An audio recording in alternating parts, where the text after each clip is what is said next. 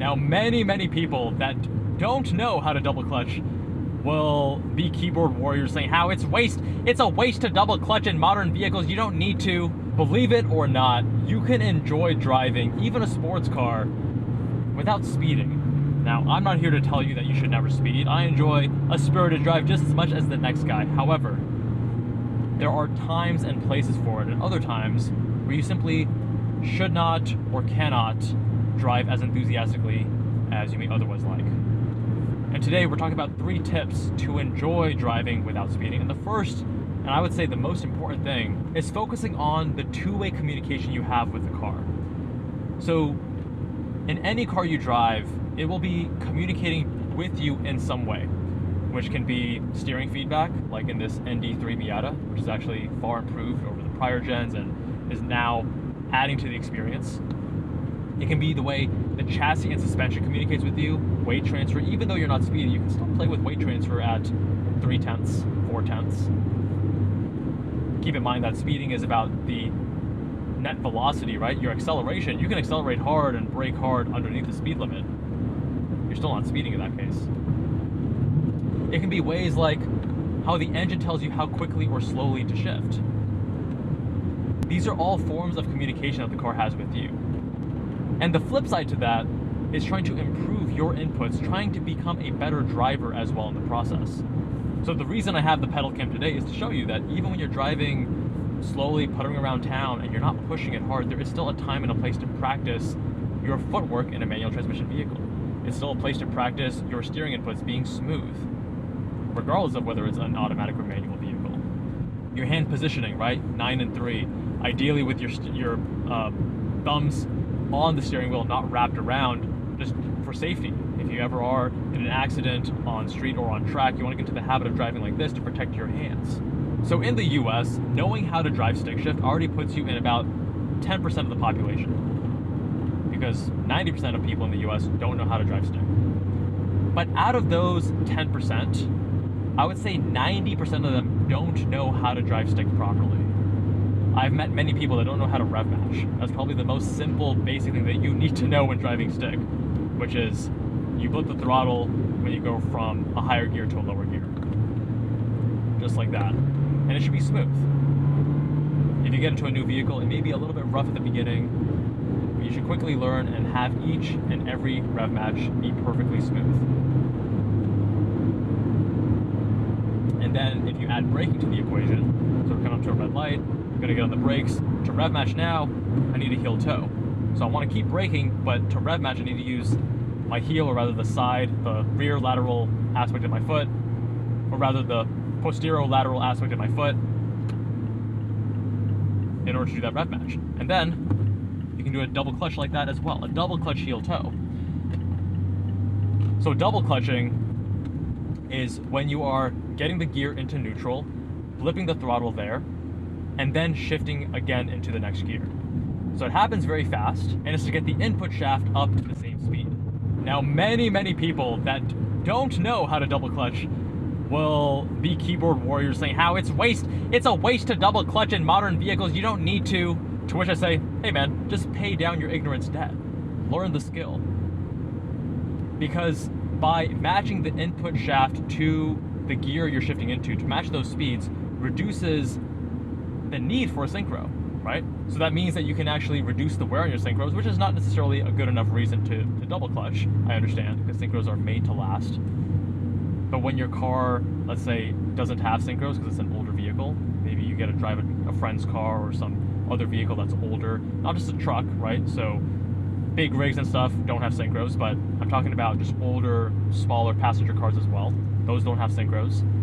Or just older cars that have worn out synchros. I was driving Fenton from the Zygreen channel, his 1991 NA1 NSX. And that car, the synchros are failing. So he told me, hey Kevin, when you're downshifting, just be slow so that it doesn't grind. And I said, actually, I'm gonna shift at full speed. I'm just gonna double clutch. It's actually even a better solution than downshifting and letting out the clutch slowly. It reduces the wear on the car. It's actually the best way, the only proper way to drive that in a situation like that where the synchros are failing. So double clutching is a more difficult technique than rev matching, but there's also some fun to it because it tells you, I will sometimes do it in car reviews because it will tell me more about the throttle response, the shifter going to neutral. There's extra steps, so it gives me more information about how a car behaves. That's a regular downshift from fourth to third, and here, that's a double clutch. And when you do it just right, like I did right there, it's gonna slot in like butter. You're not gonna have much resistance. So getting from fourth to neutral to third there's a little bit of resistance as the synchros are doing their thing from neutral to third, right? But when you double clutch it, it will just slot in super easily. Now, even though I've been driving manual for, what, 10, 12, almost 15 years, there's still this act of trying to perfect the art, the craft. You're never gonna perfectly nail every rev match, every heel toe, every double clutch. And especially when you start double clutch heel towing at the same time, it's gonna be extra hard. And also, I forgot to mention that when you shift into first, you will see people driving spiritedly just shoving this thing into first, not understanding that because the gear ratios between second and first are so tall, it is so tough on the synchro, you should never downshift from second to first without double clutching.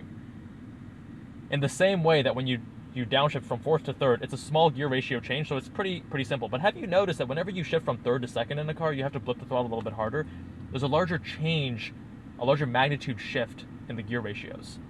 So it's actually fine to shift third to second without double clutching. Even though I tend to do that in the Amira, I tend to actually double clutch from third to second because it's a finicky transmission. But from second to first, you should never shift those directly without double clutching, even in a car that has synchros like this ND3 Miata, or whatever modern sports car you may be driving. Now, one of the games that I would play when I first started driving stick in my 2013 Scion FRS all those years ago was getting so smooth that I didn't want the passenger to even realize I was in a manual transmission vehicle. I wanted them to assume it was automatic. I wanted to be that smooth. And is it really that important to do so? No, but it's about improving your craft, taking your ability to drive stick and trying to master it, right? So having that challenge, pursuing perfection, even though you will never achieve perfection, getting closer and closer and closer as you asymptote towards that point is intrinsically rewarding. You can see the progress, right? And I took pride that, especially back then when I was single, I would go on some dates and let's say it was dark, you're driving at night, and no one's looking at, your hand down here, they're just looking out ahead. There had been a few girls who were like, oh, I didn't even realize you're driving stick, until like 10 minutes in or 15 minutes into the drive, they would notice that I'm moving my hand here, and they're like, oh my god, I didn't even realize that this car is stick shift. And I took pride in that, because that meant that it was working, that all this obsession over trying to perfect my driving and my shifting was smooth enough, right? The second thing is choosing the right car. Cars that are lightweight and communicative, like this Mazda Miata, are usually going to be more fun to drive than cars that are heavier and less communicative, that are more insulated. And to illustrate this point, imagine that you are sitting in an airplane, right? And you're cruising at altitude, you're going 600 miles an hour, but you're not feeling anything. It's super smooth, there's no turbulence, there's not really much excitement or fun there. So it's not just about the speed, right? And on the other hand, imagine you're on a bicycle, but you're going 100 miles an hour. There is so much sense of speed and adrenaline, and you're feeling all these things through the bike shaking over the bumps. There's a sense of speed and excitement when you have communication. So lightweight and communicative cars, on average, are going to give you that sense of occasion, something to focus on, rather than just the boring road ahead or looking at this Tundra or whatever vehicles are in front of me. Generally speaking, older cars are going to be more analog than newer cars. In general, not always. They'll be a little bit more raw, a little bit more NVH, noise, vibrations, harshness. But with that comes more communication, more drama, more theater. And also lighter weight cars, they tend to have less insulation, they tend to be a little bit more focused on the driver as well. And on top of a car being more analog and lightweight, you also want to find cars that are usually dedicated sports cars. If you take a BMW M3, especially a modern one, and you compare it to a contemporary dedicated sports car like a Porsche 911, generally speaking, a dedicated sports car is going to have fewer compromises to the way that it drives versus the the generic car that's been tarted up to be sporty. Because from the ground up, when designing the chassis and the platform, it is meant to be a sports car, not a people hauler, right? And the third and final point is choosing the right roads. Obviously, twisty canyon roads are the most fun when it comes to driving on street. Tracks are even more fun, but that's obviously a dedicated track day you have to attend. But we can't drive on these fun, windy canyon roads every day. At least most of us cannot. And what you want to keep in mind there is that highways are generally just boring AF, in my opinion. There's not much you can do to enjoy driving on a highway, especially when there's a lot of traffic. And I have always found just driving fast on the highway, 120, 130, not very exciting. Again, it's like going fast in an airplane. Not fun, doesn't require skill, who cares? And also just puts other people in danger, because usually people doing that don't know how to drive, and then when they start losing control, things end up in complete disaster. So instead, what you want to do is, let's say you're driving across intersections, or you're making right turns, left turns, etc. Still be below the speed limit. But generally, you're going to have more fun when you are pushing the limits of the car. I will approach an intersection. I'll do a heel toe rev match, or a heel toe double clutch if I'm feeling like I want to have a little bit more of a challenge.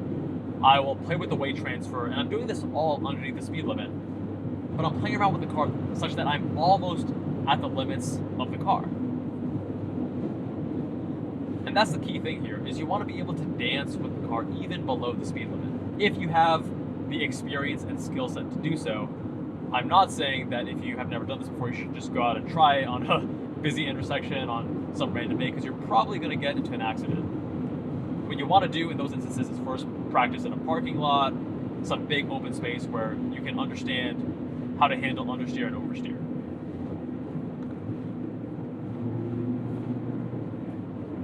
But similarly, since driving near the limit is more exciting, you can also choose driving conditions that are suboptimal. So if it's a rainy day, a wet day, a cold day, those are all things that reduce the limit. You can reach driving to the limit at a much lower speed, which is also more dangerous, keep in mind. Like a cold, slippery road is going to be lower traction and may give up that traction very immediately, not as gradually as dry pavement. But that being said, if you want to drive below the speed limit and you want to have more excitement, then of course having suboptimal conditions will add a bit of excitement. And there's always this trade-off between safety and excitement. You find things exciting when you're closer to the limit, when you have that adrenaline that's kicking in because there is some sense of danger. Not endorsing that you do anything illegal or stupid or get in trouble. We're just talking about the variables that you can adjust to enjoy driving more. I guarantee you'll enjoy that drive a lot less if you get into an accident where you hurt someone else. That's not what I'm promoting at all.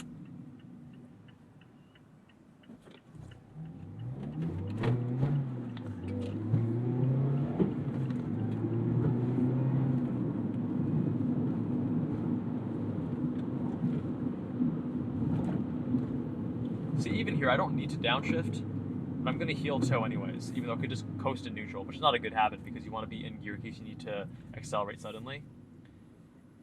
And then you can do a few heel toe rev matches down in a second. Not a big deal. And yet, it adds a little bit more engagement to the drive. It really comes down to the mindset. Even here, right? I'm turning left. Most people just cut the corner way too early. They apex it too early, and then they are not able to stick in their lane. Just apexing a corner correctly, trying to get that heel toe just right, trying to make it feel as smooth as possible, both for yourself and for your passengers. Pushing it up to red line without going over the speed limit, right? These are all things that can add that sense of flavor and occasion and fun to an otherwise very boring driving experience. I think the biggest thing, the most important thing I want you guys to take away is, yes, you can take your detours and go on the canyon roads. Yes, you can buy a different car, but it really comes down to the mindset. That first point I made about taking every little detail to driving and trying to be better at it, trying to get those correct rev match downshifts. I I do these day in the life videos for my Kevin Jubal MD channel, and we did one with Dr. Eric Stark, and he was driving this Audi R8, and he was newer to driving stick, and when I was driving, he said, "Hey, why are you shifting so quickly?" Because he would shift to the next gear, the revs would die, then he would slow out the clutch, and it would come up. And I told him, I said, you have to listen to the car, right? So because of a lighter flywheel, because of the way that the engine is behaving and revving down, and the way that the transmission acts smoother, right? So a car will tell you how it wants to be driven. That car wanted real quick shifts. Some other cars that have more rev hang, let's say a GR86, they want to be shifted a little bit slower. Anyway, my friends, that's how I find enjoyment while driving without speeding. Let me know what you think with a comment down below. Much love, my friends, and I'll see you all in that next one.